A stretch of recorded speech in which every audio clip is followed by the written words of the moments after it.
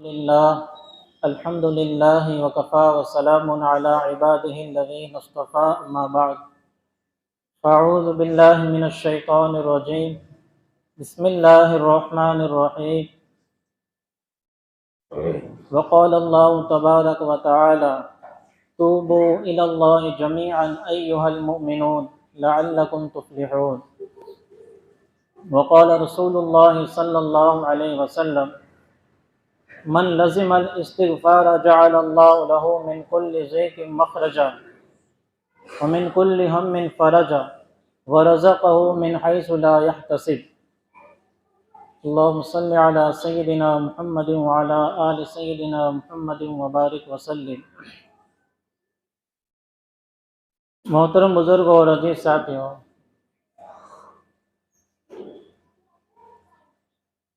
خطبے کے اندر قرآن پاک کی ایک بڑی آیت کا مختصر کا حصہ پڑھا گیا اور مشکوٰۃ شریف کی ایک مختصر سی حدیث پڑھی گئی ہے۔ اس آیت کے اندر بھی اور حدیث پاک کے اندر بھی ہمیں یہ پیغام دیا گیا ہے کہ ہم اللہ رب العزت سے اپنے گناہوں کی توبہ کریں، استغفار کریں۔ یہ توبہ اور استغفار یہ بہت اونچا عمل ہے، بہت بڑا عمل ہے۔ یہ توبہ اور استغفار کرنے کی وجہ سے اللہ کا آیا ہوا عذاب بھی ٹل جاتا ہے۔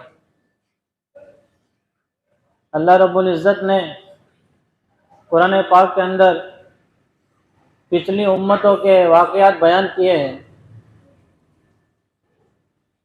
ان میں سے ایک قوم ایسی تھی جو حضرت یونس علیہ السلام کی قوم تھی کہ جن کے اوپر اللہ کے عذاب کے آثار نظر آ چکے تھے۔ انہیں محسوس ہو گیا تھا کہ اللہ کا عذاب آ چکا ہے۔ پھر انہوں نے اللہ سے توبہ کر لی تھی، استغفار کر لیا تھا، اپنے گناہوں کے اللہ سے معافی مانگ لی تھی، تو اللہ رب العزت نے ان کے اوپر آئے ہوئے عذاب کو ٹال دیا اور اللہ نے انہیں ایک لمبی مدت تک زندگی گزارنے کا اور موقع دیا۔ تو استغفار کے بڑے فضائل ہیں، بڑی فضیلتیں ہیں۔ حضرت حسن بصری رحمۃ اللہ علیہ جو بڑے اونچے درجے کے تابعی ہیں، ان کی مجلس لگی ہوئی تھی اور ان کے چاہنے والے لوگ ان کے ارد گرد بیٹھے تھے۔ ان کے پاس کوئی شخص آیا اور کہنے لگا حضرت دعا کر دو، بارش نہیں ہو رہی ہے، سوکھا پڑ گیا ہے، دعا کر دو بارش ہو جائے۔ حضرت حسن بصری رحمۃ اللہ علیہ نے اس کا جواب دیا کہ تو استغفار خوب کیا کر۔ پھر دوسرا بندہ آیا، کہنے لگا حضرت دعا کر دو، اولاد نہیں ہوتی ہے، اس کو بھی یہ کہا کہ تو استغفار کیا کر۔ پھر تیسرا بندہ آیا، کہنے لگا حضرت دعا کر دو، کھیتی باڑی اچھی ہو جائے، باغات لگ جائے، استغفار کیا کر۔ تو جو بھی پریشان حال آتا تھا، ہر ایک کو وہ یہی علاج بتاتے تھے کہ استغفار کر، استغفار کر، استغفار کر۔ ان کے پاس بیٹھنے والوں میں سے کسی نے کہا کہ حضرت سب کی پریشانی الگ الگ، سب کی مصیبتیں الگ الگ، بیماری الگ الگ، اور آپ نے سب کو ایک ہی علاج کیوں بتایا؟ تو حضرت حسن بصری رحمۃ اللہ علیہ کہنے لگے بھائی یہ علاج میں نے اپنی طرف سے نہیں بتایا ہے، بلکہ یہ علاج تو اللہ رب العزت نے قرآن میں بیان کیا۔ تو انہوں نے سورہ نوح کی آیت پڑھی کہ فَقُلْتُ اسْتَغْفِرُوا رَبَّكُمْ إِنَّهُ كَانَ غَفَّارًا يُرْسِلِ السَّمَاءَ عَلَيْكُمْ مِدْرَارًا وَيُمْدِدْكُمْ بِأَمْوَالٍ وَبَنِينَ وَيَجْعَلْ لَكُمْ جَنَّاتٍ وَيَجْعَلْ لَكُمْ مَنْہَارًا۔ انہوں نے قرآن پاک کی آیت پڑھی کہ اللہ نے فرمایا ہے کہ وقت کے نبی حضرت نوح علیہ السلام انہوں نے اپنی قوم کو کہا تھا کہ تم لوگ استغفار کرو، وہ بہت زیادہ معاف کرنے والا ہے، وہ اللہ بہت زیادہ رحم کرنے والا ہے، کہ تم اپنے اللہ سے معافی مانگ لو۔ اس پر کیا ہوگا کہ وہ تمہارے لیے آسمانوں سے بارش برسائے گا، اور تمہارے مال میں تمہارے اولاد میں زیادتی کر دے گا، برکت کر دے گا، تمہارے لیے نہریں لگا دے گا۔ تو کہا یہ علاج تو اللہ نے قرآن میں بیان کیا ہے۔ آج بھی امت مسلمہ کے اوپر بڑے حالات ہیں، بڑی پریشانیاں ہیں، کچھ اپنے انفرادی حالات ہیں اور ایک اجتماعی حالات ہے، عالمی حالات ہے کہ پورے عالم پر نظر ڈالی جائے تو آج امت مسلمہ بہت ساری پریشانیوں سے دوچار ہو رہی ہے، بہت ساری پریشانیوں میں مبتلا ہے۔ یہ پریشانی ہم پر کیوں آئی ہے؟ یہ مصیبت ہم پر کیوں آئی ہے؟ یہ مصیبت ہمارے اوپر ہماری نافرمانی کرنے کی وجہ سے، گناہ کرنے کی وجہ سے، اللہ کو ناراض کرنے کی وجہ سے آئی ہے کہ ہم نے اس احکم الحاکمین کو، کہ جس کا حکم سارے جہان پر چلتا اور جس کے حکم کے بغیر زمین پہ کچھ ہو نہیں سکتا، کہ جب تک اللہ کی طرف سے فیصلے نہ ہو جائے زمین پر کوئی چیز ہو نہیں سکتی، اس اللہ کو ہم نے ناراض کیا ہے۔ اس کو ناراض کرنے کی وجہ سے ہم پر حالات اور مصیبت ہے کہ ظہر الفساد فی البر والبحر بما کسبت ایدی الناس، کہ خشکی اور تری پر جو فساد برپا ہوتا ہے، جو یہ حالات آتے ہیں، یہ انسانوں کی بد اعمالیوں کی وجہ سے آتے ہیں، ان کی ہاتھوں کی کمائی ہوتی ہے کہ جیسے اعمال کرتے ہیں ویسے حالات آتے ہیں۔ اور اللہ پاک ہر گناہ پر پکڑ نہیں کرتے، بہت سے گناہوں کو اللہ ایسے ہی معاف کر دیتے ہیں۔ اگر اللہ رب العزت ہر ایک گناہ پر بندوں کی پکڑ کرنے پر آئے تو پھر اس زمین کے اوپر کوئی جاندار چلتا ہوا باقی نہ رہے۔ تو آج امت کے اوپر جو عمومی حالات ہیں یہ اللہ کو ناراض کرنے کی وجہ سے، نافرمانی کی وجہ سے۔ کہ آج امت کا کتنا بڑا طبقہ ہے جو نماز جیسے اہم فریضے کو چھوڑ کر زندگی گزار رہا۔ یہ رجب کا مہینہ چل رہا ہے، ایک قول کے مطابق کہ رجب کے مہینے میں حضور پاک صلی اللہ علیہ وسلم کو معراج ہوئی۔ حالانکہ معراج کے بارے میں 5-6 اقوال لکھے ہیں محدثین نے، فقہا نے 5-6 اقوال لکھے ہیں۔ ربیع الاول کے بارے میں لکھا، ربیع الثانی کے بارے میں لکھا، رجب کا مہینہ لکھا، اور بھی لکھے۔ زیادہ مشہور معراج کے جو واقعہ ہے اس کے بارے میں زیادہ مشہور یہی ہے کہ یہ رجب کے مہینے میں ہوا۔ تو اسی معراج کے واقعے کے اندر جو اتنا بڑا انعام دیا گیا امت کو، نماز والا تحفہ دیا گیا تاکہ بندے کا اور اللہ کا تعلق جڑ جائے، اس اتنے عظیم الشان نماز والے عمل سے آج امت کس طرح دور ہوتی جا رہی ہے کہ اتنے حالات، اتنی پریشانیاں دیکھنے کے باوجود بھی ہم اللہ کی طرف رجوع نہیں کر رہے، ہم توبہ پر نہیں آ رہے، ہم استغفار نہیں کر رہے۔ پھر ہم سوچے کہ ہمارے حالات کیسے دور ہوں گے، جبکہ اللہ نے قرآن میں فرمایا وَاسْتَعِینُوا بِالصَّبْرِ وَالصَّلَاةِ، کہ تم نماز کے ذریعے، صبر کے ذریعے اللہ سے مدد حاصل کرو۔ تو اللہ نے ہمیں مدد کا ایک اتنا عظیم الشان ذریعہ دیا ہے، اللہ نے ہمیں وہ عبادت دی ہے کہ سارے فرشتوں کی جو عبادت ہے ان سب کا مجموعہ اللہ پاک نے 2 رکعت کے اندر مومن کو دے دیا۔ یہ فرشتوں کی ایک جماعت ہے جو قیام کی حالت میں ہے اور قیامت تک قیام میں رہے گی، کھڑے ہو کے ہاتھ باندھے کھڑی رہے گی۔ فرشتوں کی ایک جماعت ہے جو رکوع کے اندر ہے، قیامت تک رکوع میں رہے گی۔ فرشتوں کی ایک جماعت ایسی ہے جو سجدے کی حالت میں ہے، قیامت تک سجدے میں رہے گی۔ فرشتوں کی ایک جماعت ایسی ہے جو اتحیات کی حالت میں ہے، قیامت تک اتحیات میں رہے گی۔ تو فرشتوں کی جو عبادت کا سارا مجموعہ ہے وہ اللہ رب العزت نے ایمان والوں کو 2 رکعت کے اندر دے دیا۔ ہم سوچے کتنی بڑی عبادت ہے نماز، کتنی اونچی عبادت ہے کہ وہ نماز تھی کہ ایک زمانہ ایسا تھا جو صحابہ کرام، تابعین، تبع تابعین، اولیاء کرام ان کے واقعات پڑھتے ہیں تو پتہ چلتا کہ ان کے 2 رکعت میں کتنی طاقت ہوتی تھی کہ وہ 2 رکعت پڑھتے تھے، ان کے ہاتھ اٹھتے تھے تو وقت کا ظالم بادشاہ کانپ جایا کرتا تھا۔ وہ 2 رکعت پڑھتے تھے، ان کے ہاتھ اٹھتے تھے تو اللہ کی مدد آ جایا کرتی تھی۔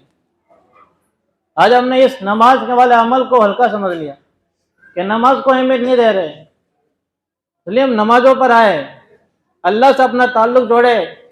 ہمارے اوپر جو حالات ہے یہ ہمارے گناہوں کی وجہ سے ہے۔ ہم بالکل قیامت کے نزدیکی دور میں جی رہے ہیں۔ وہ ساری باتیں، وہ ساری علامتیں جو قیامت کی بیان کی گئی تھی اس میں سے اکثر علامتیں پوری ہو چکی ہے۔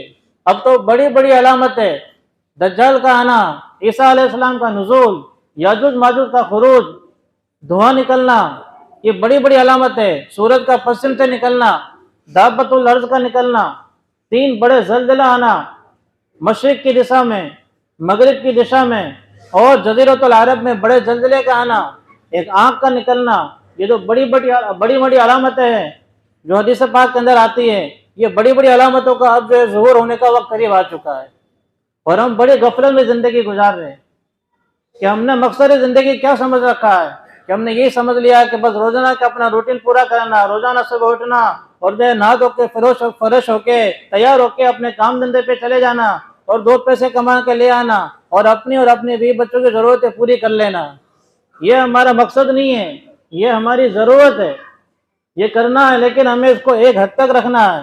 اصل ہمارا مقصد تو مرنا اور آخرت کی تیاری کرنا ہے کہ ہم دنیا کے اندر ہمیشہ رہنے کے لیے نہیں آئے، بلکہ ہمیں مر کے جانا ہے، اور وہاں مرنے کے بعد قبر کے اندر اور میدان حشر کے اندر ہر ایک کا اپنا اپنا عمل کام آئے گا، کہ وہاں کوئی کسی کے کام نہیں آئے گا۔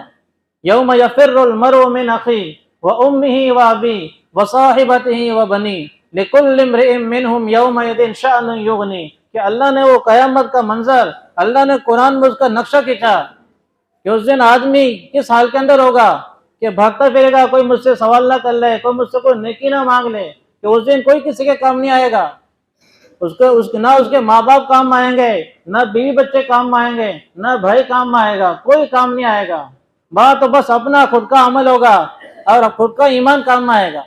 تو اتنا بڑا دن ہمارے سامنے آنے والا ہے کہ جو ہمیں پوری زندگی کا ایک ایک سیکنڈ کا حساب دینا ہے، اس دن کے لیے ہمیں تیاری کرنی ہے، اس کے لیے اللہ نے ہمیں دنیا میں بھیجا ہے۔ آج ہماری غفلت کا کیا حال ہے کہ ہم دنیا میں رہ کر دنیا میں ایسا جی لگایا کہ مرنے کو بھول گئے۔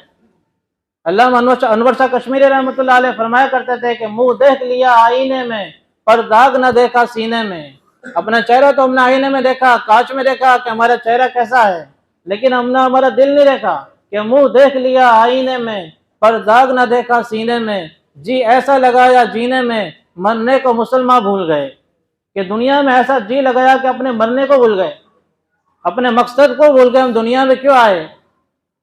اسی غفلت کا یہ نتیجہ ہے کہ غفلت کی وجہ سے اور گناہوں کی وجہ سے ہم پہ حالات ہیں، پریشانیاں ہیں، کہ آج پوری دنیا کا باطل، پوری دنیا کا کفر وہ ایک ہو چکا ہے، اور ایمان والوں کے پاس اللہ کے علاوہ کوئی سہارا نہیں ہے۔ اللہ ہمارا رب ہے، ہمارا خالق اور مالک ہے، اس لیے ہمیں چاہیے کہ ہم جلد سے جلد اپنے اللہ سے توبہ کر کے صلح کر لے، اپنے گناہوں کی معافی مانگ لے، تاکہ اللہ کی مدد ہمارے ساتھ ہو جائے۔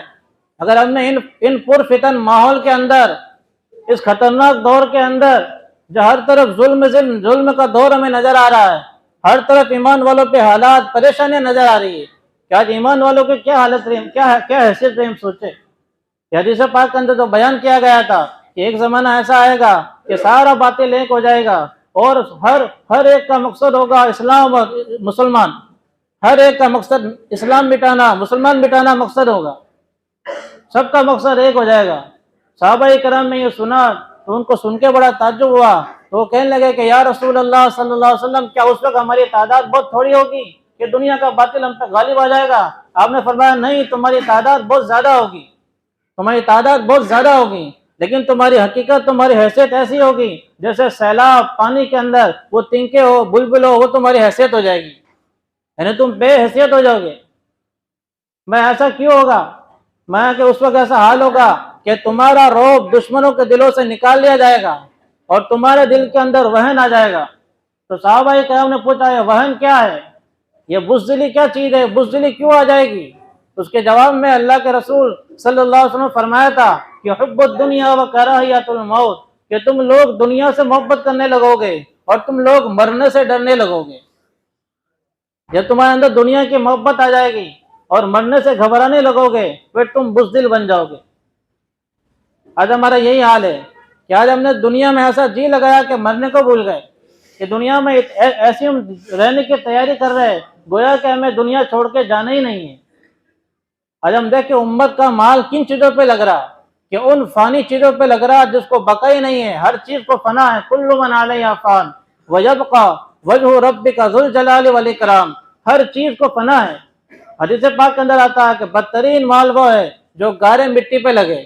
آج امت کا مال کہاں لگ رہا کہ عالی شان قسم کے مکان بنائے جا رہے ہیں کہ دنیا کے گھر کی فکر ہے ہمیں لیکن اپنے قبر کے گھر کی فکر نہیں ہے کہ یہ تو دنیا میں تو ہمیں تھوڑا رہنا ہے, 40 سال 50 سال 60 سال جا رہا 100 سال, لیکن قبر میں ہمیں تو قیامت تک رہنا ہے.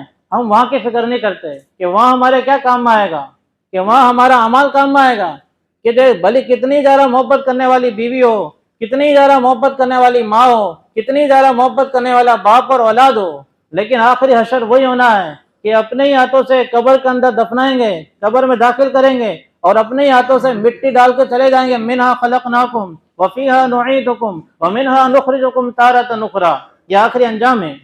اب اس محبت کرنے والی بیوی سے کہو کہ یہ تیرا بڑا پیارا شوہر تھا, تو نے اس کے لیے زندگی میں بڑی قربانی دی ہے, تو نے ہر موقع پر سکھ دکھ میں اس کا ساتھ دیا, ایک رات کے لیے اس کے ساتھ سونے کے لیے تیار ہو جا تاکہ اس کا دل لگا رہے.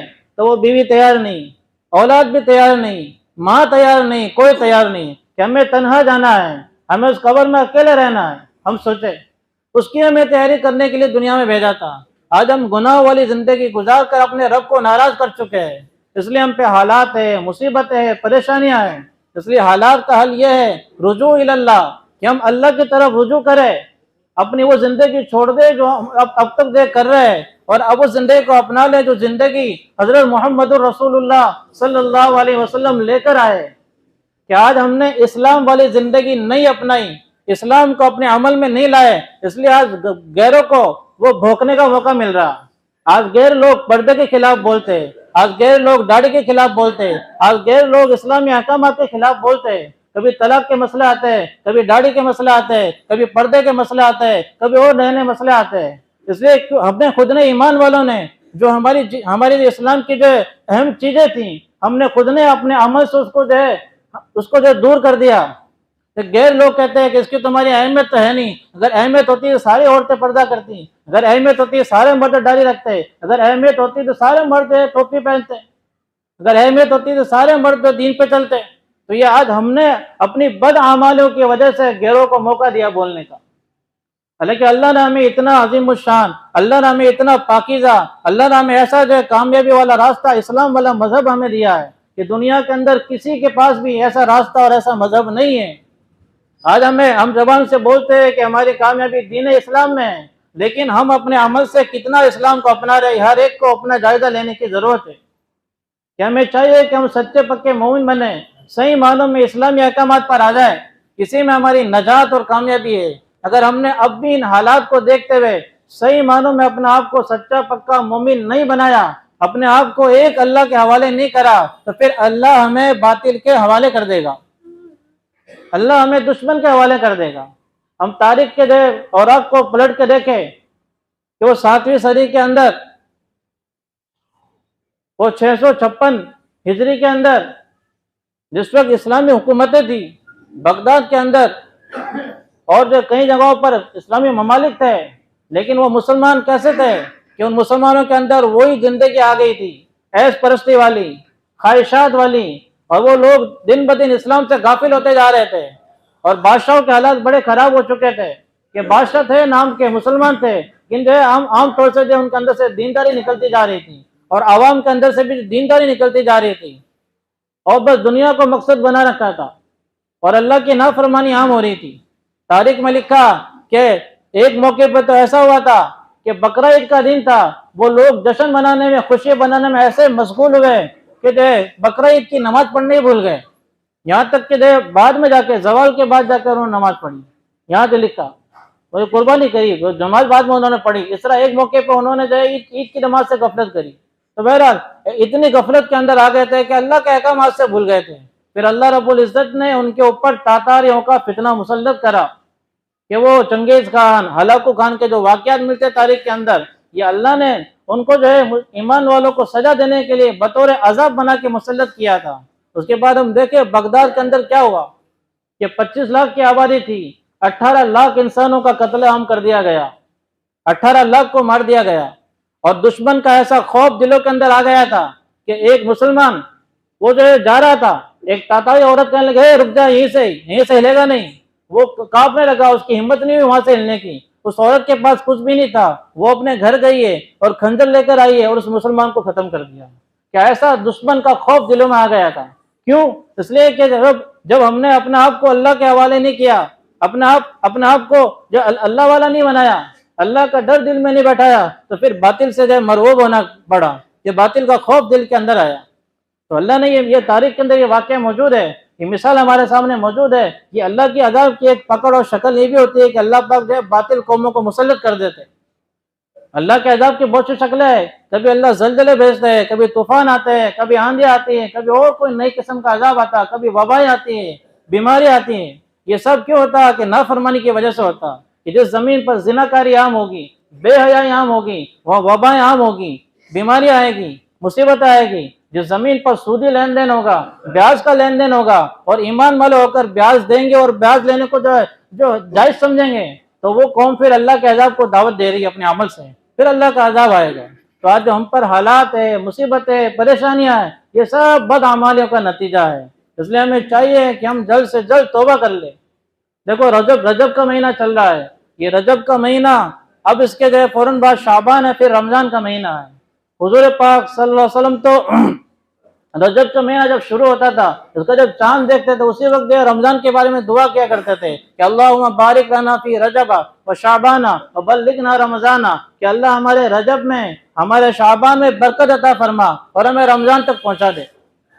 حضرت ذوالنون مصری رحمۃ اللہ علیہ کے بارے میں لکھا کہ جب رجب کا مہینہ آیا کرتا تھا، وہ فرمایا کرتے ہیں لوگوں رجب کا مہینہ یہ جو ہے کھیتی بونے کا مہینہ ہے، شعبان کا مہینہ وہ کھیتی کو پانی دینے کا مہینہ ہے، اور رمضان کا مہینہ یہ کھیتی کو کاٹنے کا مہینہ ہے۔ اس لیے ابھی سے رمضان کی تیاری کرے، ابھی سے اپنے آپ کو جو توبہ پہ لگائے، ابھی سے اپنے آپ کو اچھے اعمال کا عادی بنائے کہ رمضان کے اندر شیطان تو قید ہو جاتا ہے، شیطان کو تو اللہ پاک قید کروا دیتے ہیں، لیکن ہمارا جو نفس ہے یہ شیطان سے بھی بڑا ہمارا دشمن ہے۔ یہ تو ہمارے ساتھ ہر وقت رہتا ہے۔ یہ نفس عبادت پہ کھڑا جلدی سے نہیں ہوتا، اس لیے بڑی مشکل ہوتا ہے اس کو عبادت پہ کھڑا کرنا۔ اگر ابھی سے ہم سچی پکی توبہ کر اس نفس کو اللہ کی اطاعت کا عادی بنائیں گے، عبادت کا عادی بنائیں گے، تو رمضان کے اندر اللہ کی عبادت کرنا آسان ہوگا۔ اس لیے ہم اس کا عادی بنائیں، نفس کے خلاف چلے۔ نفس کبھی بھی نیکی کرنے کو تیار نہیں ہوتا، نفس کو گناہ کے کام میں لذت اور مزہ آتا، گناہ کا کام تو بڑی تیزی سے کر لے گا، لیکن نیکی کے راستے پہ نفس تیار نہیں ہوگا۔ آدمی کے دل میں بات آتی ہے کہ مجھے توبہ کر لینی چاہیے، مجھے اپنی زندگی کو اچھا بنا لینا چاہیے، تو اس کا نفس اور شیطان دونوں اس کو بہکاتے ہیں، کہتے ہیں ابھی تیری زندگی اور باقی ہے، ابھی کہاں ضرورت ہے، کچھ دنوں بعد اور توبہ کر لینا۔ آدمی ارادہ کرتا ہے کہ مجھے نمازی بننا ہے، مجھے نماز شروع کرنی ہے، اور جمعے کے دن تو میں نماز شروع کر ہی دوں گا۔ بس جمعے کا دن آتا، جمعے کی نماز پڑھ لیتا، اس کے بعد نفس پھر اس کے اوپر حملہ کرتا، پھر کہتا یار کوئی بات نہیں بعد میں پڑھ لیں گے، پھر عصر بھی قضا، پھر مغرب بھی قضا، پھر عشاء بھی قضا، یہاں تک کہ واپس جمعہ آ جاتا اور اگلے جمعہ پڑھ لیتا۔ تو یہ کیا ہے کہ جب تک اپنے نفس کو مغلوب نہیں کریں گے تب تک ہم جو عبادت پہ کھڑے نہیں ہو سکتے۔ اس لیے اپنے نفس کو مغلوب کرنا پڑے گا اور اپنے آپ کو تیار کرنا پڑے گا۔ اس لیے ہمیں چاہیے کہ ہم جو اپنے گناہوں کی سچی پکی توبہ کریں۔ حدیث پاک کے اندر آتا ہے، اللہ کے رسول صلی اللہ علیہ وسلم فرماتے ہیں کہ من لزم الاستغفار جعل اللہ له من كل ضيق مخرجا، کہ جو بندہ کثرت سے استغفار کرے گا، استغفار کی کثرت کرے گا، اللہ رب العزت اس کے لیے ہر تنگی میں آسانی کا راستہ نکالیں گے۔ ومن كل هم فرجا، اور اللہ اس کو ہر غموں سے نجات دیں گے۔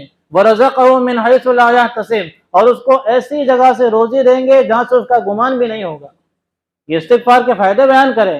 اگر ہم چاہتے ہیں ہمیں تنگیوں سے نجات ملے، ہماری پریشانیاں دور ہو، ہماری مصیبتیں دور ہو، ہمارے غم اور ٹینشن دور ہو، تو ہمیں چاہیے کہ ہم استغفار کی کثرت کریں۔ اگر ہم چاہتے ہیں کہ ہمیں حلال روزی ملے، اللہ ہماری روزی کو کشادہ کر دے، تو ہمیں چاہیے کہ ہم استغفار کی کثرت کریں، نمازوں کا اہتمام کریں، گناہ بھری زندگی چھوڑ دیں۔ ایک چھوٹا واقعہ سنا کے بات پوری کرتا ہوں کہ استغفار کے فائدے کیا ہوتے ہیں۔ امام احمد ابن حنبل رحمۃ اللہ علیہ جو چوتھے نمبر کے بڑے امام گزرے ہیں، جن کی بڑی قربانیاں ہیں دین کے خاطر، ان کا ایک واقعہ ہے۔ وہ ایک مرتبہ سفر پہ گئے، ایک بستی کے اندر گئے، بہت دور دراز کے علاقے میں، شام ہو گئی، نماز کے بعد اب کوئی اندھیرا ہو گیا، کوئی سادن بھی نہیں تھا اپنے ٹھکانے جانے کا، تو انہوں نے ارادہ کیا کہ اسی مسجد میں آج رات گزار لیتا ہوں۔ اب مسجد کا خادم آیا، کہنے لگا حضرت یہاں رات کو مسجد میں کوئی سو نہیں سکتا، اس لیے آپ کو یہاں رکنے کی اجازت نہیں ہے۔ تو امام صاحب مسجد کے باہر آ گئے. اب مسجد کے سامنے ایک جو ہوٹل تھی, ایک دکان تھی, کوئی آدمی تھا جو روٹی بنایا کرتا تھا. اس نے دیکھا کہ بھائی کوئی اللہ والے نظر آ رہے ہیں اور پریشان حال لگ رہے ہیں, تو پوچھا حضرت کیا بات ہے؟ کہنے لگے بھائی میں مسافر ہوں اور مجھے رات گزارنی ہے, اب اور کوئی ٹھکانہ نہیں ہے. تو وہ کہنے لگے آج مجھے رات, وہ کہنے لگا دکان والا کہ آج رات کو مجھے کام ہے, اپنی دکان کی صفائی کرنی ہے, اس لیے میں آدھی رات سے بھی زیادہ وقت میرا یہی گزر جائے گا, اس لیے آپ میری اس دکان پر ایک طرف آپ آرام کر لو. اب امام احمد بن حنبل رحمۃ اللہ علیہ آرام کرنے لگے. اب انہوں نے دیکھا کہ وہ جو دکان والا ہے اس کے ہونٹ حرکت کر رہے ہیں, وہ اپنا کام بھی کر رہا ہاتھوں سے اور اس کے ہونٹ حرکت کر رہے ہیں. تو پوچھا بھائی تو کیا پڑھتا ہے؟ کہنے لگا حضرت میں استغفار پڑھتا ہوں, استغفار کی کثرت کرتا ہوں. کہنے لگا اچھا اس استغفار کا تجھے کچھ فائدہ نظر آیا؟ کہنے لگا حضرت اس کا فائدہ مجھے یہ نظر آیا کہ جو دعا بھی میں اللہ سے کرتا ہوں اللہ میری دعا قبول کر لیتا, اللہ میری دعا قبول کر لیتا. کہنے لگے امام صاحب نے پوچھا بھائی کوئی ایسی دعا بھی ہے جو اب تک تو نے کی ہو اور اب تجھے قبول ہوتے ہوئے نظر نہ آئی ہو؟ کہنے لگے حضرت بس ایک دعا میری ہے, وہ اب تک مجھے قبول ہوتے ہوئے نظر نہیں آ رہی. کہ کون سی دعا ہے؟ کہنے لگا کہ حضرت میں نے امام احمد بن حنبل رحمۃ اللہ علیہ کا نام سنا ہے کہ بڑے اللہ والے ہیں, بہت اونچے درجے کے آدمی ہیں, میرا دل تو چاہتا ہے کہ ان کی ملاقات کے لیے جاؤں, لیکن میں اپنے کام دھندے میں ایسا الجھا ہوا رہتا ہوں کہ مجھے ٹائم نہیں ملتا کہ میں ان کی زیارت کو جا سکوں. اس کے جملہ سن کر امام احمد بن حنبل رحمۃ اللہ علیہ رونے لگے, ان کی آنکھوں سے آنسو نکلنے لگے. کہنے لگا حضرت آپ رو کیوں رہے ہو؟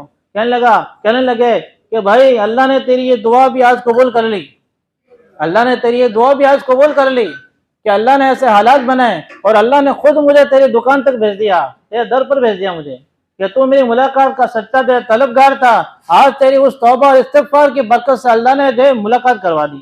ہم سوچے یہ کتنا اونچا عمل ہے.